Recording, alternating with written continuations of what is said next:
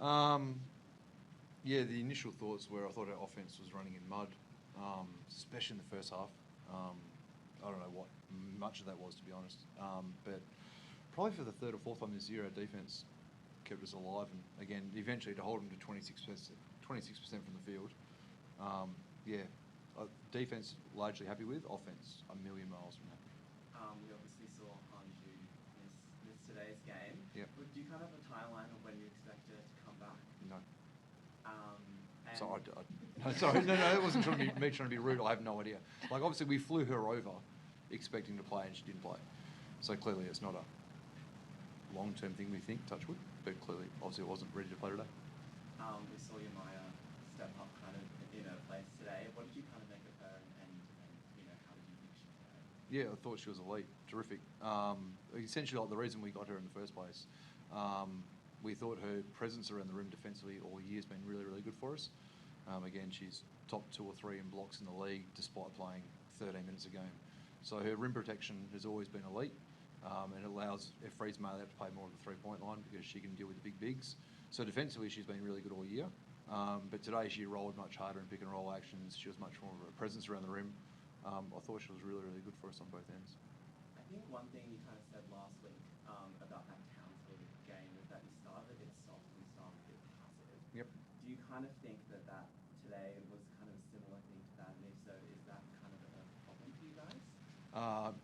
Well, the fact you're laughing would suggest it's a problem. So you just threw us under the bus. Yeah, no, I did. We haven't started well for a while. And you can't really draw a line on why. Again, like the 2 games in Perth were 4 and 6:30 p.m. or whatever they were, and today's a 9 a.m. game. So there's no time consistency. Like we've been slow in all 3. But we weren't earlier in the year. Rewind 2 months, we were regularly up at halftime by 20 odd. So it's come out of nowhere. Something clearly we have to sort out very shortly. Chibel, obviously a big game for you. What was kind of running through your head for a lot of that game? I don't even know. No, honestly, it was just about trying to get through actions. That it felt clunky on court in the first half for whatever reason, especially the first quarter. So it was like, how can we get some better ball movement here? How can we get the ball into the hands of the people that need it? So trying to score when I needed, but just also get other people into the game. And I feel like once we got rolling, it was a lot easier, and our defense was good, and it picked up even more. So yeah, I'm just trying to do what I needed to do. Do you think today, you guys can take a lesson out of that? Obviously not having Han and then going into. Absolutely. I think it also shows the depth of our team and how everyone can just step up and play minutes and fill holes when we needed. I think Tegan played some really big minutes for us at the 4, which is out of position for her, but she stepped up and just took it in her stride.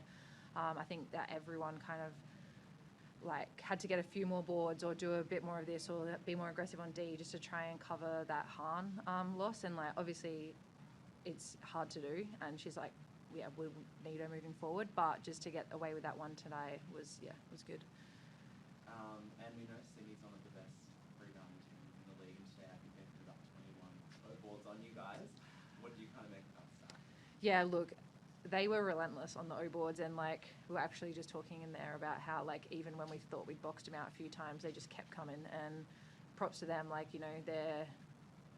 they played hard, they rebounded hard, and they wanted it. So yeah, they're guards, just all of them just flying in. It's obviously a direction, but I mean, it is tough. There was also a lot of O boards in the nicest way for them to get. So 26%. We had 44 defensive. Yeah. Wow. Ryan, you said that you weren't happy with the offense in the first half. Were there any specifics that you saw that you think that you could make some real quick adjustments against? Yeah, just an inability to find secondary transition. Just couldn't find our own playbook. Again, not so much in the walk-up scenes, even the walk-up scenes, even the first ATO of the game. It's what was that? I'd obviously drawn up 7 players on the court and had up too many squiggly lines. The first play of the game was miles out. Generally, we've executed our ATO sets and our first plays of the game really well. That was wild, whatever that first possession was. And then, the whole first quarter, we just could not find secondary. Did a better job of it in the second half, but where that was in the first half, considering our transition offense is normally our best part of our offense. Again, just funky, really funky. It seemed like the first half for both teams was really scrappy. Yeah. Anything specific that you saw that stopped the teams, your team specifically, from getting into its regular pattern? I can only comment on us, obviously. No. The immediate answer, and that's why I don't like doing these presses 5 minutes after the game finishes, because I want to go back and watch the film. I can give you a really good answer in about 2 hours' time. The immediate thought at halftime was just, okay, whatever it is, we can't find it, we need to do a way better job of recognising what alignment we're in and going from there. And then let's simplify, let's just find this every possession the rest of the way. And we started to get some better traction in the second half. Alex, MVP for the game, how does that fit? Yeah, it was actually, I know. You get weird. a Zambrero voucher or something? No, I got the bowl. Oh, the ball. Oh, jeez. Yeah. That's different. Okay. Yeah. I know. I literally was like, Okay. yeah. Damn. Usually I wouldn't really pay much attention to it, but this game it actually was pretty special and meant a lot. Yeah, honestly, just I was shocked and pretty speechless. So yeah, it was just such a great honor, and yeah, sorry. Right, that's it for me. Just a quick one from me. In third quarter in particular, I felt like Steph Norman really got quite hot there. Yep. Finished with 5 of 9 from the 3-point line. How much of that was a plan to go to her in the third quarter, and how much of it was just reading the game and play? Part of it was clearly putting her onto Swain and trying to put that fire rate a little bit. We're also trying to manage Steph, because Steph's obviously not 100% right now. So we're trying to, obviously last year she could play 35 minutes a game and not break a sweat, whereas this year it's been a bit different, and we're trying to manage some things in the background. So we're trying to use her sparingly, because again, if she puts up that kind of box score, she's normally playing pretty close to 40. So her ability to play defense on Swain was probably the bigger part. And then she's traditionally been an elite shooter. This season has been restricted somewhat, but obviously she literally made it rain in the third quarter and just could not miss. And so that started opening the floor up, and then we could start playing like the Perth Lynx normally play. Her third quarter was huge and changed in the game. Is there anyone on Zoom who would like to ask any questions? Craig? Hanley's three-point shooting was really good until the opposition decided they weren't going to stand on her a couple of games ago. What's happened with that? Is it a mental thing when people just don't guard you? Yes. Yeah, we've been doing it for 6 years. So like we did it to Maylee back in year one when she was playing for Sydney. So it's something like she's seen in patches, not as bad as this. We remember Townsville going to it from memory in the Erie McDonald final series when they were the 1 seed and we were a 4 seed. They did it a bit in the second half and she hit a whole bunch from memory. I could be wrong. But she made some in the second half to punish it, and that kind of ended the series. And obviously Bendigo and Townsville, and then again Sydney tonight have done it as well. And the shot's kind of gone out the window a little bit because she's a much, much, much better shooter than what she was 6 years ago when she played for Sydney.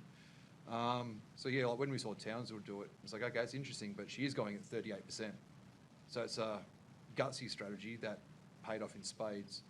And then obviously until we can fix it, yeah, I guess teams will just keep doing it. But again, it's a much riskier strategy than what it was 6 years ago, because she is legitimately a decent shooter these days.